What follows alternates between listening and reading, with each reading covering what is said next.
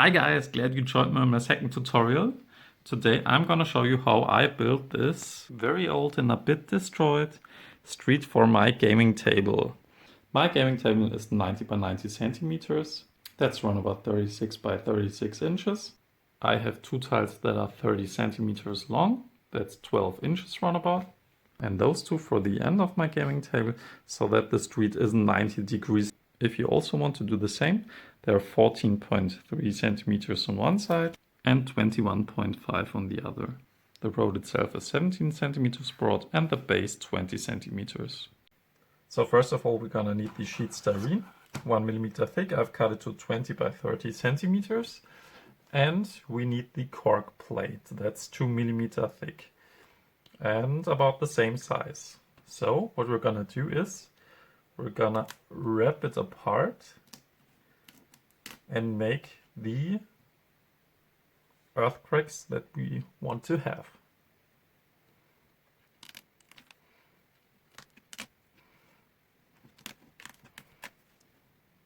Put your cork parts onto the sheet styrene and make some gaps between them. What you'll see is that you don't have two nice looking cracks everywhere, so where it doesn't look good, just pop a bit out so that you have nice looking, for you, good looking cracks. What I'm going to do now is on the edges, I wrap the clean cut parts off, so when the road is ending on your battle map, you don't have a straight cut line at the ends. And when you put more together, it looks like a big crack in the middle. I like that more. You can do that however you want. And what we're gonna do then is we're gonna glue these using a PVA glue onto the sheet styrene.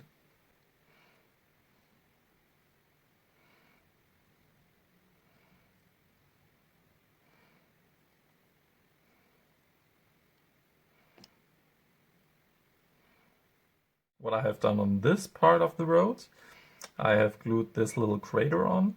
So later, when we've painted that, it looks like here has been an explosion. And what I also do on some sections of the road is I've glued these little, about 1/4 centimeter high tubes. These are in preparation for some street signs. So before the game starts, I can put some signs in here. And for storage purposes, I just put them out so they won't break off. Now we're gonna use some wood filler and rub that with wet fingers into the cork plate. Use wet fingers and lots of water to get a thin coat without any streaks in there, and to get a much smoother surface, use your sandpaper and go a bit over it, not too much. And don't forget to do this outside because it's gonna be a bit messy.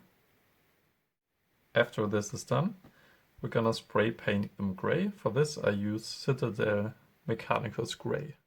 For the next step I'm gonna use the contrast paint Black Templar and my very old tank brush. So try to get as much paint as possible into the cracks and just a bit over the surface.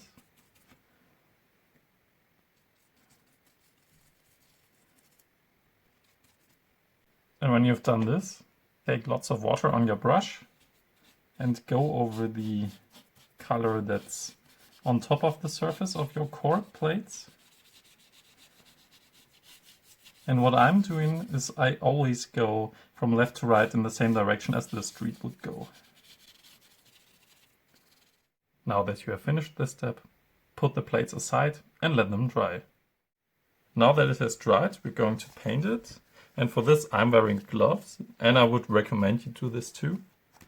We are going to need a lighter gray, like Administratum gray, which I'll use, a very old brush and some foam. it shouldn't be too squishy. I'm using this part that's a leftover from my army transportation. It's a bit stronger and it's pretty good for this. We are going to put some gray on here, and then I'm going to rub in the direction that the cars would be moving. It's like dry brushing, just with a foam, and I'm going to staple a bit on. So that's the beginning, bit like dry brushing, and just like dry brushing, bit edge highlighting.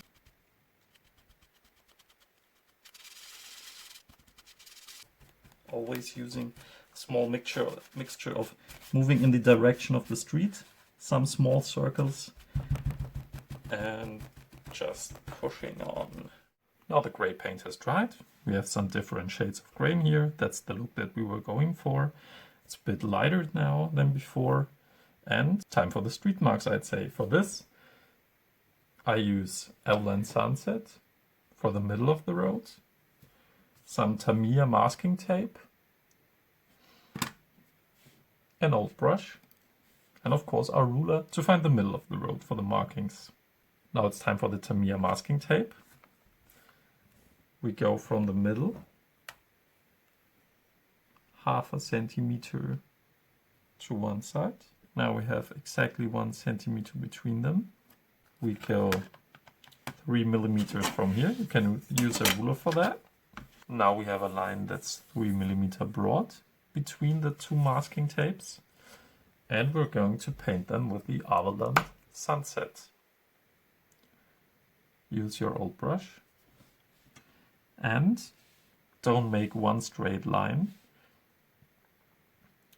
On some places, just tap here and don't fill all between the two masking tapes so that it looks like worn off yellow paint. Now we're going to wrap the middle part off.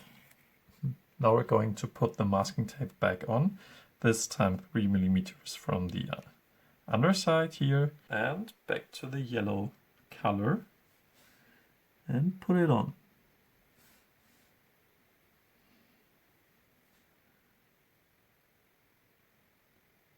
Now we're doing the white stripes on the sides of the road. For this, I'm going from the edge of the stripe 6.5 centimeters outside, 3 millimeters gap between those two. For the white, I'm using Citadel White Scar and the same old brush. Just go in and like the white lines before, tap it on. Don't go to the end of the crack. And paint it on. Now we begin with weathering. I'll use Mornfang Brown and my big old tank brush. What we're gonna do is we're gonna dry brush with just a little bit of paint and really dry over the road. Don't use too much. When you look at American streets on the middle, you always have these darker brown oil and grime screens, and now we're going to make these. For this I use Citadel Rhinox hide,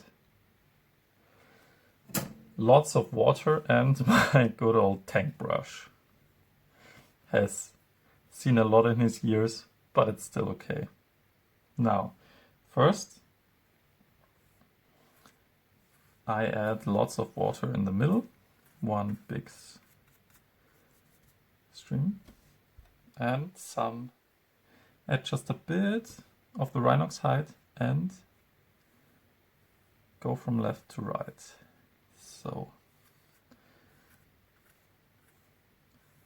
that it's in the center.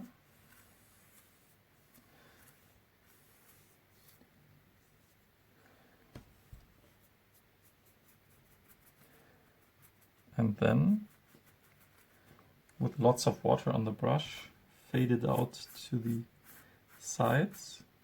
Repeat this until you have your desired effect. Now onto the second half of the road. Now we'll put this tile aside, let it dry. This will take some time. So the paint has dried, and what I also did, I painted this tube so it looks rusty, and I painted the edge of the base in the same color that I use for my other terrain pieces. So the street looks pretty used yet. Now we're going to add some dust. For this I use Citadel Baylor Brown, followed by Ushabti Bone. So first the Baylor Brown, and using my big old tank brush again. Just a big color. Make the brush really dry. And dry brushing from one side to the middle, as the wind would spread some sand and dust onto the street. Now the same with Ushabti Bone. Go over the same spots.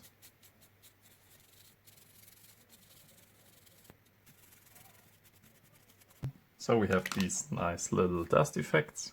That's the end of the painting here. Now we come to using sand.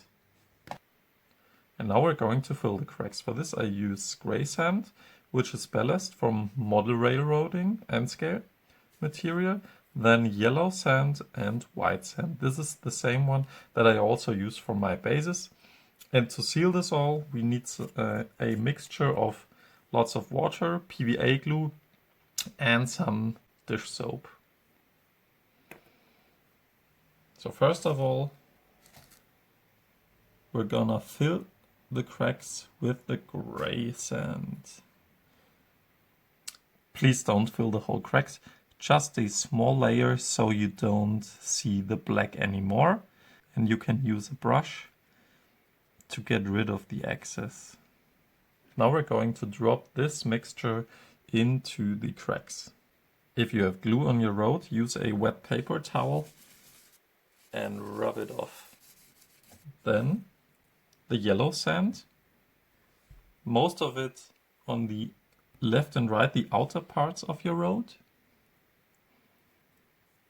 because there will be most of the dust, and especially in the bigger cracks.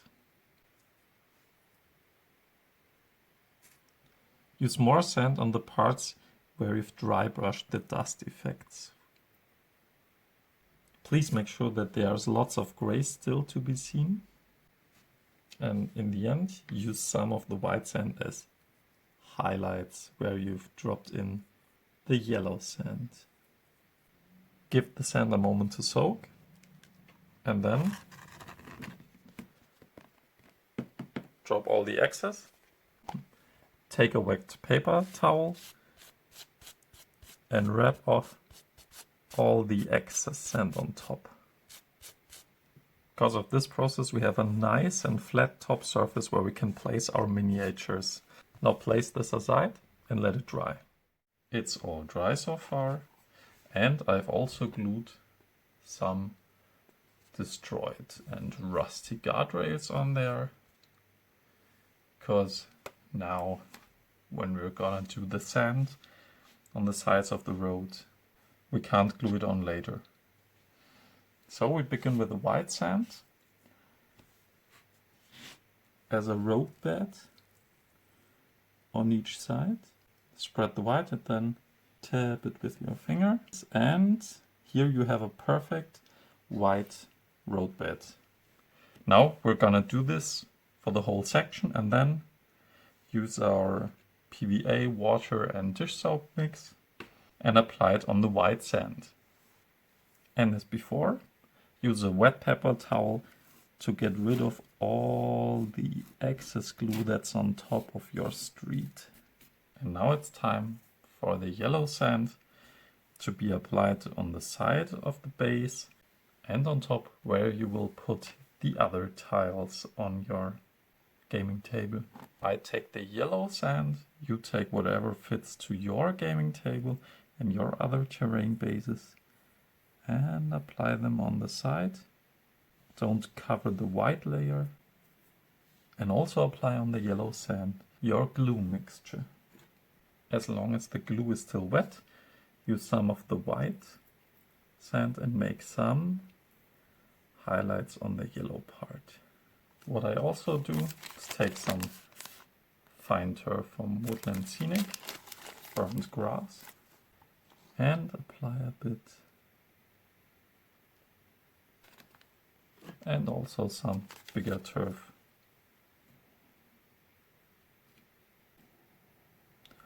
Also use your glue mixture to fix them to the base.